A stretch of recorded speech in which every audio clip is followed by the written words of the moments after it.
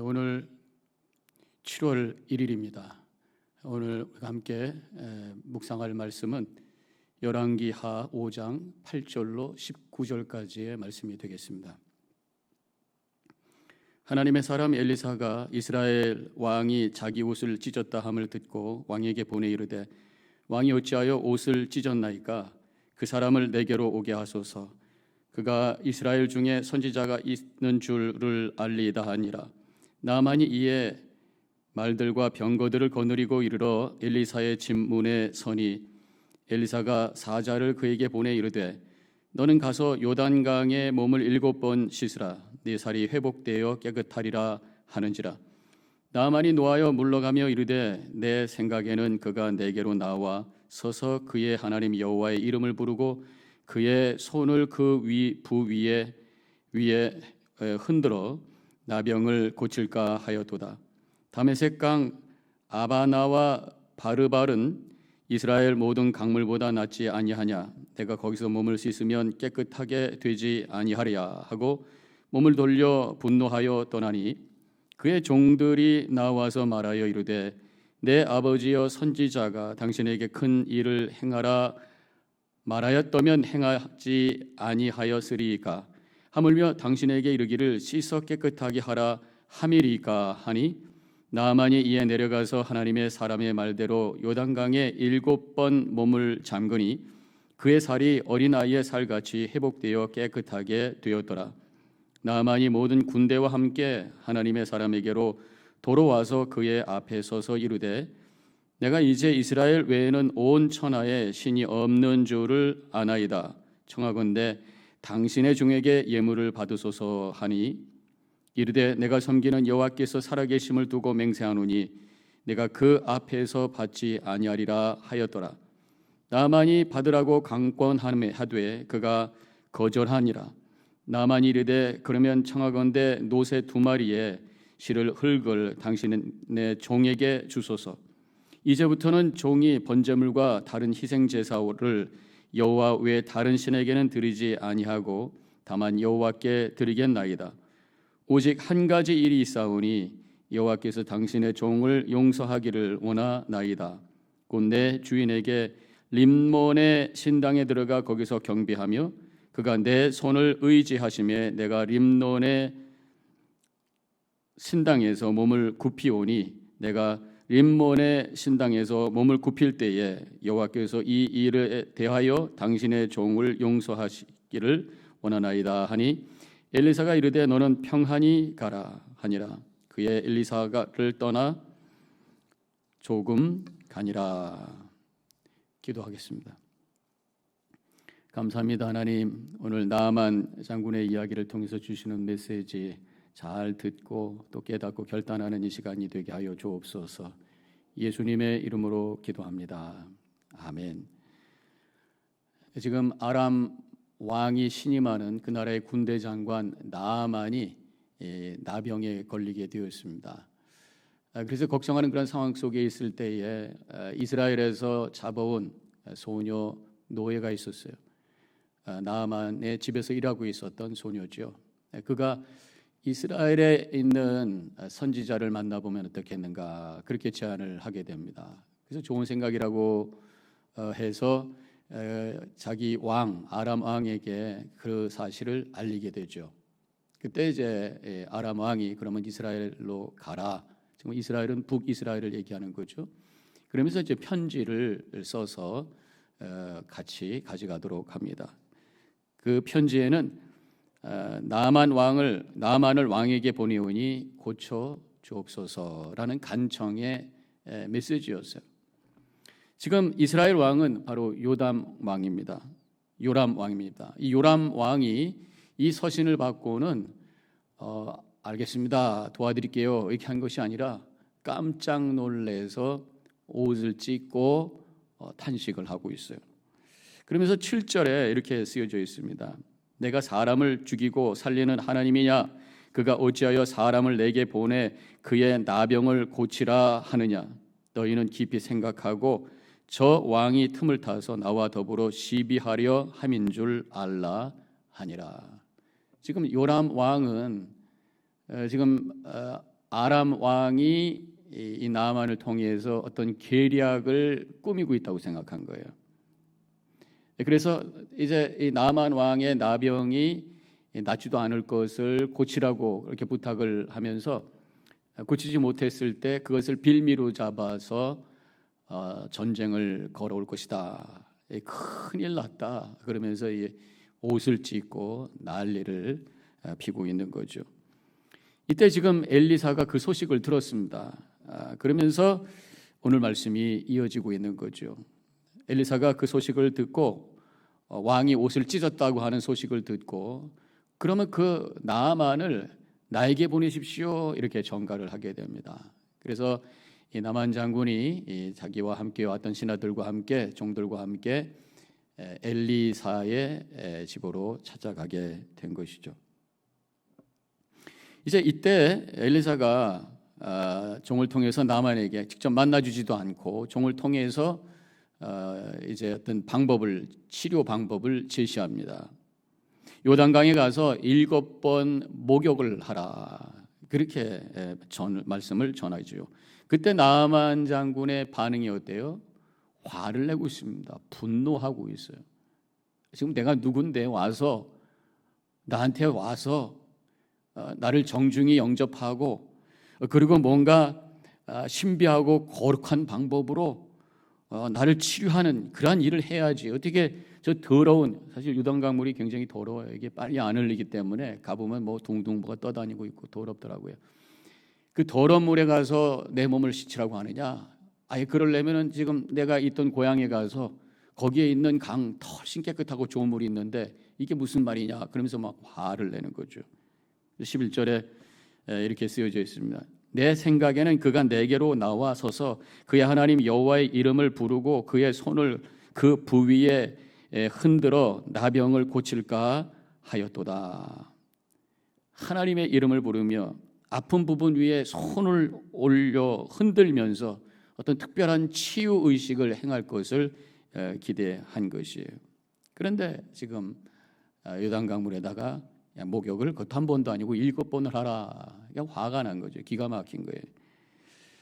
화를 내고 있는 이유가 뭡니까? 본인이 기대했던 것과 다르기 때문에 그렇다고 하는 것입니다. 사람들은 미래에 대해서 기대하는 게 있어요. 또 사람에 대해서 기대하는 게 있어요. 그런데 그 상황이 우리가 기대하는 대로 되어지지 않을 때가 사실은 많이 있습니다.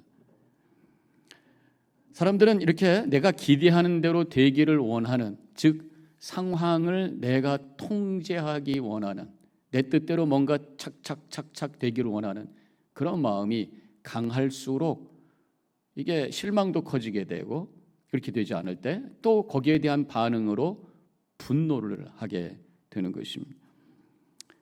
우리의 지금까지 인생을 가만히 보면은 우리가 원하고 기대하고 계획한 때대로 그렇게 되지는 않잖아요. 순간순간 여러 가지 변수가 있잖아요. 우리는 사실은 건강하고 싶고 아이들이 잘 되기를 원하고 사업이 늘 100% 성공하기를 원하죠. 그런 기대감을 가지고 또 준비하면서 열심히 살고 있습니다. 근데 그렇게 되지 않을 때에 우리는 프러스트레이션이 되게 되고 또 좌절하고 절망하고 또 분노를 표출하기도 하고, 이게 인간의 모습인 것이에요. 그렇게 생각할수록 왜 그런 일이 일어나는가 보면은 내가 통제하기를 원하는, 즉 내가 내 삶의 주인이라고 생각하는 거예요. 내가 이 삶의 중심이고 세상의 중심이라고 생각해요. 그런데 현실이 그렇게 되지 않기 때문에 이렇게 무너지거나 아니면 분노를 하거나 그렇게 된다고 하는 것입니다. 믿음이라고 하는 게 뭡니까? 내 삶의 주관자가 내가 아니라 하나님이시라고 하는 것을 고백하며 그 앞에 엎드려지는 것, 이것이 바로 믿음인 것입니다. 하나님이 우리의 주관자, 주권자라고 하는 고백, 또 한 가지 거기다 더한다면 그분은 좋으신 분이라고 하는 것이에요. 하나님의 주권자입니다. 여기서 끝난다면 그분이 어떤 분인지 모른다면 불안할 거예요. 나를 어떻게 끌고 갈지 모르니까. 그렇지만 분명한 것은 나의 주권자 되시는 하나님은 좋으신 분, 선하신 분이신 줄로 믿습니다. 그래서 우리가 많이 반복하는 영어 고백이 있잖아요. God is so good all the time. 그렇게 고백하고 있잖아요. 하나님은 언제든지 좋으신 하나님, 나의 주권자, 통치자, 주인이신 그분은 언제든지 선하신 분이라고 하는 것을 고백할 때에 우리 모든 것을 그분에게 맡기고 주시는 평강 가운데 살아가게 되는 줄로 믿습니다. 이런 마음을 가질 때에 화를 내거나 실망하지 않게 돼요. 하나님을 주권자로 고백할 때에 우리의 마음을 비울 수가 있습니다. 내 인생을 내가 조정하는 것이 아니라고 하는 것을 인정하게 될 때에 우리는 거기에 마음을 비우고 평안할 수가 있는 거예요. 내가 인생의 조종자가 아니라고 하는 것이 내가 아무것도 하지 않고 그냥 주저앉아서 아무것도 노력도 하지 말라, 그런 말은 아니죠. 우리가 최선을 다하지만 결정해 주시는 분은 하나님이시라고 하는 것이. 그렇기 때문에 평상시에 우리는 늘 하나님의 뜻이 무엇인지를 묻고 분별하려고 노력하고 그것을 찾고 기도하고 그렇게 살아갈 때에 우리는 마음을 비우고 하나님의 뜻에 순종하면서 평강 가운데 살 수가 있는 것입니다. 어떤 일이 일어나든지 좋으신 하나님께서 나를 좋은 길로 인도하신다고 하는 것을 믿고 우리는 기도하게 되는 것입니다. 그렇기 때문에 우리의 상황에 대해서 내 느낌과 내 생각만 가지고 판단하지 말고 모든 최종 결정을 하나님께 위임하고 하나님을 바라보면서 기다리는 거예요. 내 뜻대로 안 됐지만 그러나 하나님의 뜻이 있음을 믿습니다 하면서 기다리는 거예요. 기다릴 때 어느 순간 무릎을 치면서 아하, 그래서 그랬구나, 이것을 우리가 고백하게 되죠. 혹시 우리가 사는 동안 그것을 깨닫지 못한다고 할지라도 우리가 하나님 앞에 가는 그때에 그곳에서 주님 만나서 주님께서 주시는 말씀을 통해서 머리를 끄덕이면서 눈물을 흘리면서 감동하면서 고백할 때가 온다고 하는 것, 우리는 분명히 믿어야 할 것입니다. 화가 난 나아만이 이제 떠나려고 할 때에 신하가 말리죠. 지금 이것저것 가릴 때냐고, 그보다 더 큰 부탁을 해도 우리가 해야 되는 상황인데 강에 가서 목욕 한번 하라고 그러는데 뭐가 그렇게 빅딜이냐고요. 하십시다, 그렇게 말씀을 한 거죠. 그때 이제 나만이 마음을 바꾸어서 강물에 들어가게 되고 하라는 대로 하면서 결국은 치유되는 역사가 일어나게 됩니다. 아주 지혜로운 신하가 있었던 거예요. 생각을 바로 할 수 있도록 도와줬던 신하가 있었던 것입니다. 우리가 화가 나게 되면 내가 원하는 대로 통제가 되지 않을 때, 기대되는 대로 하지 않을 때에 우리는 화가 나잖아요. 화가 나면은 더 이성이 마비가 돼가지고 바른 판단을 못해요. 더 문제가 커지게 되는 것입니다. 그때 다른 생각을 할 수 있도록 도와줄 수 있는 사람이 우리에게 필요합니다. 사람의 조언이 필요해요. 자신의 상황을 제대로 볼 수 있도록 돕는 사람, 돕는 조언이 필요하다고 하는 것입니다. 그 조언, 이런 조언으로 나아만은 자신의 상황을 직시하게 되었고 불필요한 분노를 내려놓고 바로 움직임으로 말미암아 문제가 해결되는 역사가 일어났던 것을 보게 됩니다. 그래서 우리가 깨달아지는 것은 내 생각대로 되지 않을 때 분노하고 좌절하고 무너져 있을 것이 아니라 지혜로운 분에게 가서 조언을 구해야 된다고 하는 것이에요. 나를 이해해주고 나를 적극적으로 지지해주는 그분에게 나의 삶의 문제, 여러 가지 속상한 그 답답한 감정을 쏟아놓고 대화해야 돼요. 이제 이거를 우리가 상담이다, 카운셀링이라 그렇게 얘기하죠. 그래서 다른 사람하고 대화 속에서 내 감정을 흘려보내고 내가 이성적으로 다시 정신을 차려서 판단을 바로 하게 되고 그래서 결정을 바로 하게 될 수 있도록 도와주는, 이것이 이제 상담인 거잖아요. 꼭 우리가 전문 상담가가 아니더라도 적어도 내 이야기를 들어주고 내 감정을 드러낼 수 있는 분이 있다면 적어도 우리가 어리석은 결정은 하지 않게 된다는 거예요. 그래서 우리는 성도 간의 교제가 참 중요해요. 서로가 서로에게 하나님께서 은혜의 통로로 주신 그분들이 바로 성도님들이라고 하는 것입니다. 그래서 성도들의 교제라고 하는 것이 그저 맛있는 거 먹고 하하호 하면서 즐겁게 재미있게 이야기하는 것에서만 끝난 것이 아니라 내가 갖고 있는 여러 가지 frustration, 걱정과 근심, 삶의 문제를 오픈하고 나눌 수 있는 그 교제가 교회 안에 있을 때 우리 성도님들은 바른 판단을 하고 하나님의 뜻을 이루어가면서 하나님의 나라의 삶을 살게 되는 줄로 믿습니다.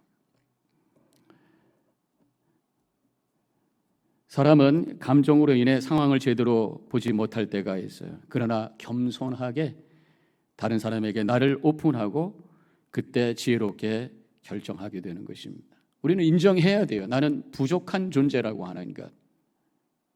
그렇기 때문에 나는 하나님의 은혜가 필요하고 또 함께 있는 분들의 도움이 필요하다고 하는 것을 고백하는, 이것을 우리가 겸손이라고 합니다. 겸손은 그냥 나를 낮추면서 비굴한 삶을 살자고 하는 게 아니에요. 겸손은 결국은 지혜로운 삶을 살게 하는 줄로 믿습니다. 오늘 이 나아만의 어떤 결정을 보면서 우리가 감정에만 매여 있는 것이 아니라 바른 판단할 수 있도록 다시 한번 우리 자신을 되돌아보고 하나님 앞에 우리 자신을 펼칠 수 있는 이 시간이 되셔야 될 것입니다. 질문을 한번 해보죠. 하나님이 나의 주인이심을 믿고 그래서 나의 미래까지도 그분 아래 내려놓을 수 있는가? 한번 스스로에게 질문해 보시기 바랍니다. 어떤 상황이 되더라도 좋으신 하나님께 하나님께서 나를 좋은 길로 인도하실 것임을 고백하면서 감사로 예배할 수 있는 그러한 믿음의 결단이 우리 안에 있으셔야 될 것입니다. 우리가 지속적으로 묵상하길 원하는 그런 하나의 표현이 오늘 말씀에 있다면 19절 너는 평안히 가라.